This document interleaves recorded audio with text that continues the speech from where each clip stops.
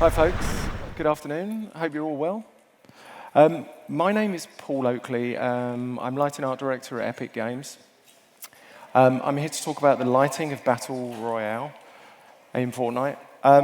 So just to talk a little bit about myself and my experiences, I come from about 10 years in visual effects, and then after that, about 10 years of Pixar animation, lighting, compositing, and then most recently as marketing art director and finally lighting art director for Fortnite and some of the other products. Today I want to talk about this lengthy agenda, but it's kind of broken into 4 major or specific areas, right? We're going to start with like art as reference and inspiration, what Fortnite lighting looks like in Battle Royale, and the style of that. And then we're going to talk about lighting tech and tools and tips. And then finally, using those tools and tips and techniques and creating diverse biomes and POIs within the landscape of the Fortnite island. So just as a show of hands, very quickly, who has heard of the day sequence actor? OK, that's pretty decent. Who's heard of day sequence collection? OK. That's less. Who has heard of day sequence volumes? That's even less. So that's good. So maybe we can all learn something today. So I wanted to start off with artistic thought in lighting. It's very much a kind of abstract rambling about what I think is important and what I use for reference and inspiration when making lighting and art. You know, like, I think one of the first things that I would say is for your primary source of reference and inspiration, don't just use like Pinterest or AI, right? You'll only ever kind of get what you put into it back, regurgitated to you. You know, so for example, if you use, you know, a sword plus a knight plus a horse plus a castle, you're kind of only going to get back a fantasy kind of like, you know, medieval period imagery. But if you combine that with like disparate elements, you know, you'll get something unique and diverse. The other thing is don't just rely on using CG or your peers or the industry you work in as your benchmark for visual reference. Try to use everything outside of that as well. You know, everything from film, photography, painting, sculpture, poetry, books.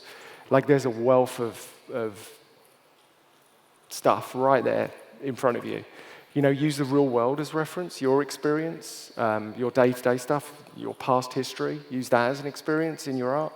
And try to use, you know, CG as the benchmark for quality of execution, not for the tone and mood of the images that you want to create. So this is titled Being an Artistic Detective. And for my informative years, and even now and up to today, you know, I try to look at the why. You know, the why does this image matter? What does it achieve and why is it important?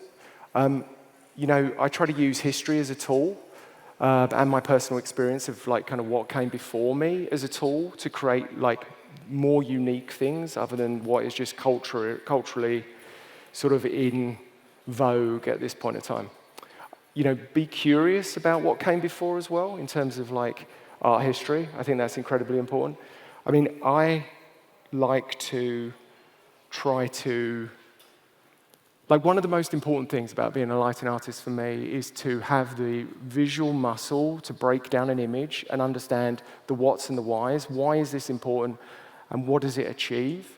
You know, I like to go to an art gallery, sit on a seat in front of a painting and spend like an hour breaking down why this image is successful, what does it achieve, and the fundamental techniques that went into creating that as a great image.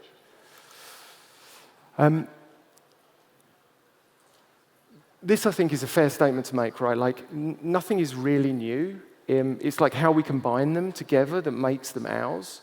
Fortnite style, I think, is a great example of like the juxtaposition of like known things, but in an uncommon way to create the new.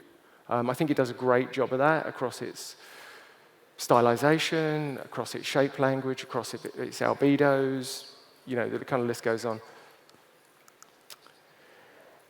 just to finish the first portion, I think this summarizes the kind of thing that I was trying to get at. And it's like, this quote is, I think, very interesting from the point of view that I think it reflects, and involves the internalizing of the external world and then expressing it through the writer's or the artist's unique perspective and creativity. So in this next section, I'd like to talk about fine art painters in history. Like, I consider fine art painters to be like the OG CG artists of our time. Their understanding of material response and its relationship to light, I think, is phenomenal, considering they didn't, have computers, digital pixels, or any of those things. I think they benefited from the fact that painting was, laying down paint and being sort of very methodical is a deliberate process in really identifying what's important. It allows them to slow down. CG can be a trap at times because you can tear through work very quickly, especially with the technology we have today. So I would say consider the things that you do and the decisions you make before deciding that they're final. So here are just some very quick examples of some pieces of art that I think display some really interesting concepts. So contrast versus light, focus and attenuation, right? Sometimes less is more, right? Don't mix light sources to create flatness in the image. Always kind of get gradients and allow light sources to breathe within the frame. Like, also edit. Like, that's, I think, a key thing. There was a great talk just before mine in the next room, and they were talking about lighting. And simplification of light, I think, is the most powerful thing. Bring the drama using shadows as a character, right? You can create contrast by using shadows and value shifts. Like, this produces depth in the image. You don't necessarily need height fog to do z-depth cueing. You can do it using shadows to contrast and create value shifts. Shadows can also be an environment character. You can use them to guide the eye in gameplay. Color complexity and the shape of ambient color. So in terms of like directional sunlight and then skylight, which is ambient shape and form, I consider the hardest thing to create in a lit piece of work is the ambient section of the image to create shape, form, and color transition. You can do this using GI, but I think getting a well-balanced skylight is the first step in the equation. Also, color complexity and horizontal gradients. From right to left, you move from blue to warm. That's a combination of GI bounce, screen left, but also the attenuation of that light source and how you allow the ambient to play into areas of the scene. So guiding the eye using value, right, and the promise of more. So you'll have to bear with me, but I think a great tool for gameplay and creating a story arc is the idea of like less, leaving a lot of things to the imagination of the viewer. You can see the geometric light shaft move off to screen right, and I think that, for me, tells a story of guiding the eye, but it also tells me a story of like what's out that window. I want to see more, I want to know more. I've not modeled it, I've not put it into the scene, but I think it's placed there to guide the eye. Another example, like this great Edward Hopper piece, it tells the same story. It has like geometric light shafts to guide the eye from left to right. And it promises something more than what you can see directly in front of you. Here's also another example of that. And this is another example of the power of like limited hue range. Like, draw the eye and create sophisticated moments in time. Feel the drama. Like, who's that character in the red? You get to create tension through that color, as well as guiding the eye through that color. Okay, so now we move on to like Fortnite Battle Royale's visual lighting style. Okay, what is that? I mean, it means different things to different people. But like for me, the island is the biggest character. The dynamic time of day system used as a color and character arc for the island, I think, is incredibly important for Fortnite as a brand. The appealability through vibrancy of color palette is like essential. It's animated. It's more like an animated feature than a photoreal kind of piece of work. It has variation and is not consistent. So you have variation all through the island as you play as a character. And we'll talk more about the concept of variation right towards the end when we get into the volume side of things. Light it and save the gradient for visual difference, right? Like balanced light, balanced skylight, balanced directional light. Get local exposure correct and have the dependent relationship to be solid before you use, that includes tone mapping, but before you start changing and grading the post-process volume heavily, right? You've got to have a stable foundation to start with. And then color, and more color. Here is an example of the dynamic 24-hour time of day cycle.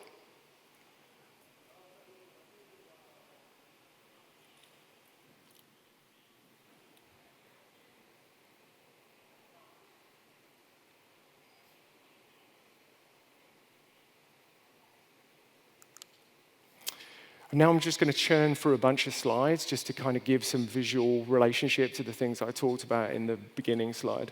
So vibrant, not drab, punch the color, green grass, blue skies, and let that color complexity kind of sing through. Here's an example of we did a Star Wars integration recently, but this is an example, if I refer back to the fine art slides, of the power of limited hue range and drawing the eye directly to the singular part of the color wheel that moves into red. Everything else is on the opposite side. The dynamic time of day, right, can be fixed and locked. For example, for this POI, it is. And you can create striking, unique moments. Another example of vibrant, not drab. Another example of limited hue range. I don't know if you can see, but there is a regen bus over to the left, and then there's a super rare chest over there. I don't know who plays Fortnite, but they're both incredibly blue, and hopefully they stand out. And this is an example of the promise of more. So this was a POI of a season recently introduced, and it's called Crime City. And we're going to delve into this a lot more a bit later in the presentation. But this has the promise of more. It has the concept of cards and fog and illumination come from side streets.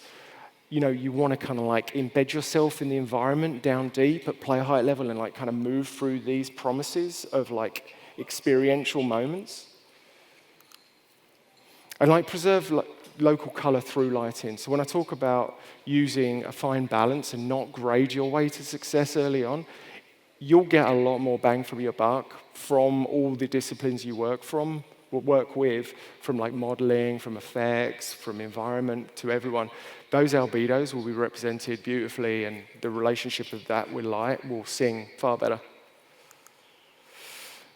Okay, what is the time of day system? So time of day system internally on Fortnite, for example, is a combination of three things. It's the day sequence plugin or day sequence actor, which we have customized for our own purposes, but the day sequence plugin is available in UE, so that is used. Then there is something called the day sequence collection, which is injected into the day sequence actor, which we'll get onto more in a minute. And then there's day sequences, which are ingested by sequencer that create animatable times of day changes to all parameters within inside of the day sequence actor. Okay, so this is Fortnite's Battle Royale's lighting setup. So we have a few things that vary differently from that of the day sequence plugin that's shipped with UE. We have an island sky dome material that is heavily modulated to achieve the visual look of Fortnite and its vibrancy, especially for the sky in a relationship to Sky Atmos. We have a custom day sequence collection. We have baked clouds, and we have this custom day sequence actor.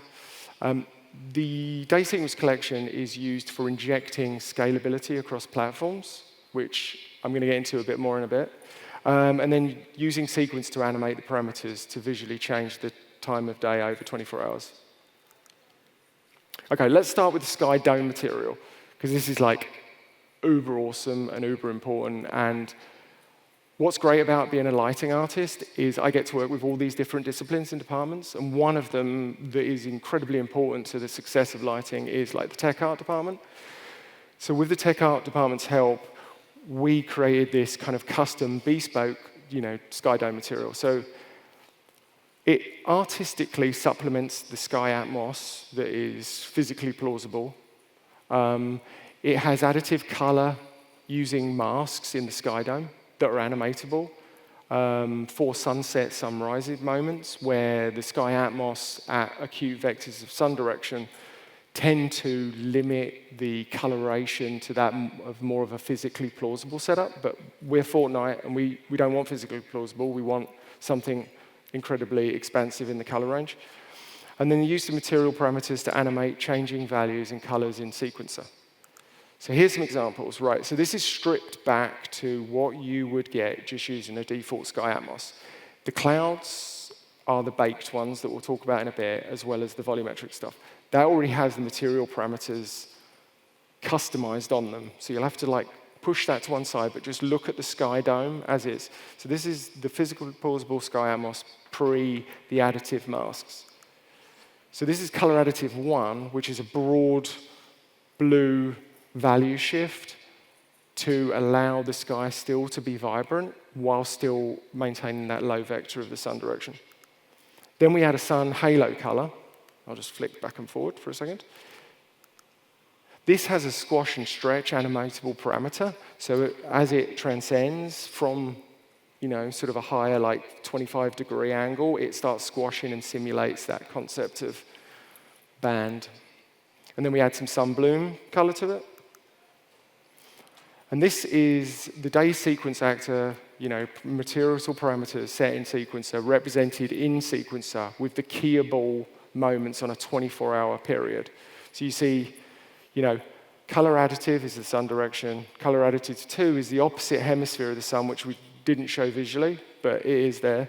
And then we have the halo color and the sun bloom color as well. And you can see how it ramps from night all the way through dawn, into midday, and then out to dusk, and then back into night. Okay, the day sequence actor. What is the day sequence actor, right? It is basically a blueprint for implementing sequencer-based day-night cycles with a focus on simplifying environment lighting setup in the engine. The custom DSA also allows for a control of the look on various platforms as well. Basically, in the short, a day sequence actor is a bunch of embedded components that create the final look. So this is the variation of our day sequence actor to the day sequence plugin. It's got 5 core components. That is basically the directional light, the sky dome, sky atmos, skylight, and the post-process. All of these things, especially like sky atmos, sky dome, directional light, skylight, they all have symbiotic relationships, and they one affects the other quite greatly. So that's when I talked earlier on before about you need to light it before you grade it, because if you try to grade your way to success, sky atmos and its relationship to directional light will break down very quickly. This also has multiple post-processes for scalability, for bloom and exposure. Has the custom sky dome material in here as well. It has baked clouds, which is different. It also has the 24-hour cycles driven in sequencer. So let's talk about this first. So this has an animation here of the directional light. We lock it off at a 15-degree angle, so we always maintain the semblance of directional light and ambient light. So we always preserve shape and form on the island play space. This helps gameplay readability. It helps, the concept of this being fundamentally a tactical shooter game. I think it helps a lot, even though it is physically unplausible at times. We also have a single directional light for moon and sun. So, okay. So the next bunch of slides, screen left will be the final output, and the screen right will be with that particular component deactivated. So the difference between that left and right is, the animated me, Rayleigh absorption and color are removed, the animated me, Rayleigh distribution, and the animated global absorption levels are changed. And the same again for Skydome. We talked about the additive color masks. Left and right, if you didn't have them, you'd get the one on the right. Skylight, this maintains a constant intensity in FMBR, right, to balance everything. The color is sampled directly from the Skydome. Something unique we do, which I think is incredibly important, because our skies are so saturated, we actually use a reflection desaturation node at lookup of the Skydome to kind of like take off like maybe 5–10% saturation of the sky fill levels. And then post-process, it's really minimal changes. It's all driven with that real-world symbiotic relationship that I talked before about. It really mainly controls exposure and histogram. And then baked clouds. This was a huge advancement done by the tech art team. We'll talk about this in a second, actually, in detail, but this exists on all platforms. Everything from Epic High all the way down to mobile, so it's like a massive win. And here's an example of the bake cloud lighting direction. Basically, it's faking volumetric clouds into custom cards. We bake out 7 light directions. We use noise to displace and shape, displace the shape language. It works on all platforms. That's massive. You can see here in the 7 directions, it's like front left, front right, top, back left, back right, back.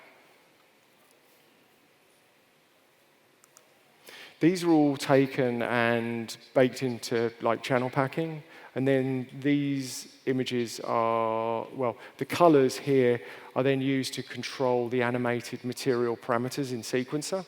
So you remember when I first showed you the Sequencer slide with the animatable masks? We do the same for this, and we colorize it based on sun direction, ambient levels, rims, based on the time of day. And here's an example of the final clouds. It's baked into channels and then controlled using those material parameters I mentioned. It's highly effective, right? OK, day sequence collection, right? The day sequence collection is a powerful collection of sequences balanced by bias and using conditional tags to toggle them on or off. And this is based on platform INI profiles. It's visually represented in Sequencer. And you can easily grok what is on and what is off based on these biases and conditions that are active at the time. So I want to go through this in kind of detail because it's uber powerful. So it's a custom data asset, right? It has an array of day sequence entries. So for all of these, you can see, and we'll go into a bit more detail in a closer slide, but you can see all of the sun root position animation of that is the top node. The second node is basically the look depth for the whole island. And then as you transcend down this stack, it represents a multitude of different scalabilities and tracks that can be active based on bias and priority and based on conditional tags. So here's a close-up, right? You can see, for example, the DSBR-CH6S1. I know it's a super catchy name, but that's Chapter 6, Season 1, BR, lighting base. And then the next, and that's set to a bias of 101, right? And then the next one is the same thing, but GI off. So when that conditional tag that is highlighted there is met, then that will turn on, and it will override the base island based on its bias of priority. And now you can do that all the way down the chain. There's conditional tags for mobile, there's conditional tags for GI off, medium, et cetera, et cetera. Here's an example of the result of those collections represented in Sequencer. So So the highlighted tracks are the ones that are active. So these contribute towards the base island setup. And then you can see all the ones in the middle. They're the additional ones included in the collection that can be activated based on the conditional tags. Here's a visual representation of that flow.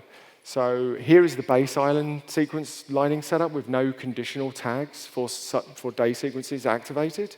And if you look at the top, that's obviously sequencer.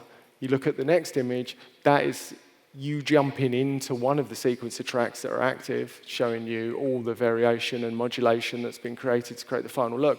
And there's the picture of what the final look at like epic high. Here is GI medium. So you can see the fact that GI medium has been activated. These are overrides within that one-day sequence that then create a different look. Like, this is uber powerful, especially when thinking about like the rendering features of different platforms.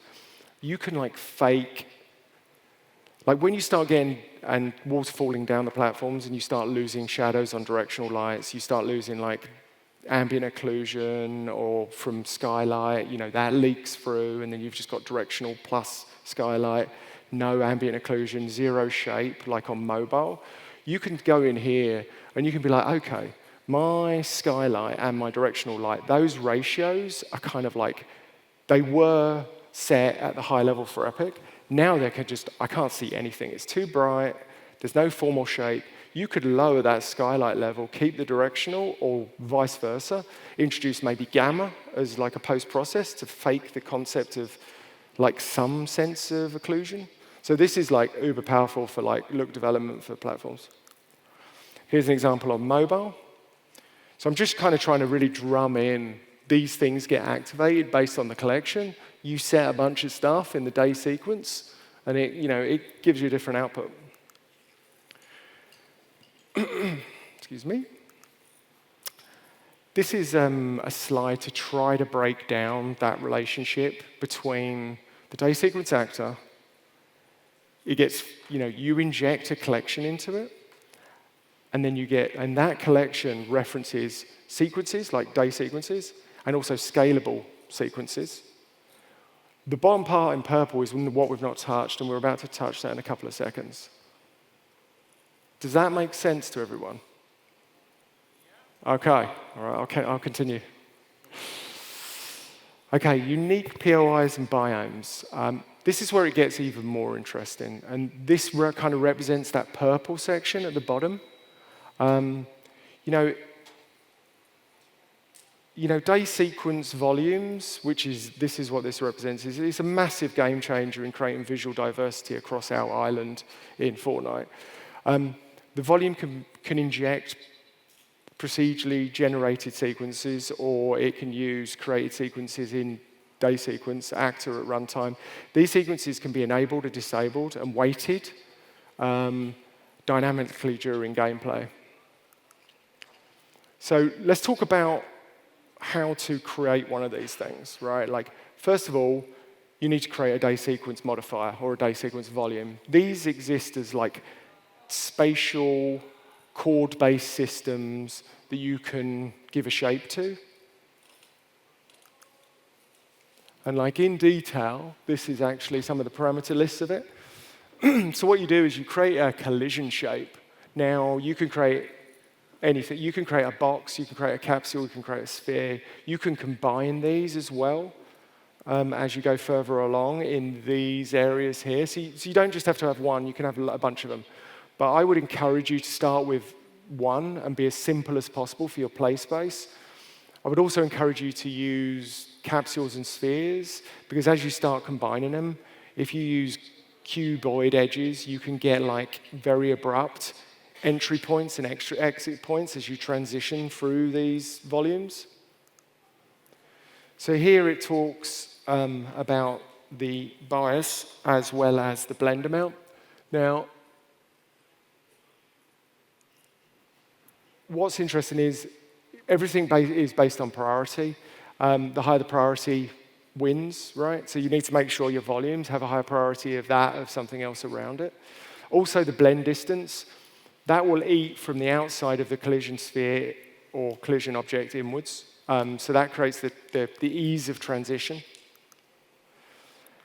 And here, you can add an override, basically, for your look, right? You can add a day sequence in here, and then set a bunch of parameters to create the visual difference. Or you can put in here a day sequence collection, which you can do the same with, but in the more complicated way I showed earlier. So you could say, I want this environment to be a very specific way, and I've realized that as I transcend down the scalability, it starts looking terrible. So now I'll plug in a collection in here, and then I'll plug in day sequences into that collection to facilitate change across all of the platform scalabilities. You can also do a fixed time of day, which is kind of cool. And that's a real quick win if you have an animated time of day. So impact through diversity. So here is the use case in Crime City that I promised. So here is the video. So let me back it up a second. Hold on. So let me introduce this video. So it starts on the outside of that volume. You'll transition through the blend into the volume. And the outside is the base island look. So it's the same, be the same everywhere. And then the inside is the look dev for this one particular POI.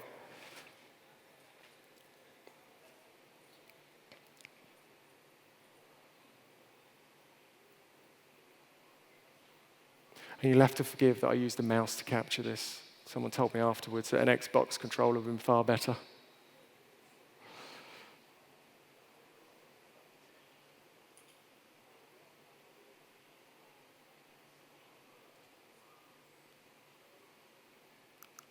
All right, then. OK, so this example has locking the day sequence volume to a specific time of day. This also has the use of a day sequence collection injected into the day sequence volume that we talked about. And the day sequence collection is now overriding anything set in the base islands sequence. So let's strip it right back. Okay, so this is the base island setting, right? So this blue skies, very Fortnite, green grass, beautiful, beautiful. But it's not macabre and Crime City-esque. So then this is the next portion. It's fixed time of day, okay? So we don't want the time of day to alter. We want it to be completely static, so we set it to nighttime. Then we start adding overrides to that day sequence, right, for this particular POI. And we go, and we want to introduce more volumetric clouds, high altitude as well as low altitude volumetric clouds. We want to start changing height fog, right? Denser, maybe more dispersion to it. We then want to fuss around with the sky, dome materials, punch light through the areas of light and dark and shadow, create form there. And then introduce sky atmos, right? Change sky atmos so it's more physically plausible to that of the foggy, dense environmental scene that we're trying to reproduce. Change the directional light. I mean, that's kind of a big deal. Add bloom. Right, let's start blooming out and pinging out these various elements. Post-process. I mean, that's used heavily at the end, but to great effect. Here's an example, and I'm not going to go through all these because there's quite a lot, but these are basically all the parameters that were changed to create that visual look from the island default setting. The great thing about this is locking fixed time of day doesn't mean you need to animate all of these over a 24-hour cycle. So before, and then after. So that volume is uber powerful. And I kind of want to end really by just stressing the power of this. It is, it's been a game changer. On the Fortnite Battle Royale island, we can have a multitude of POIs that exhibit different biome changes, differences, as well as character arcs within environment.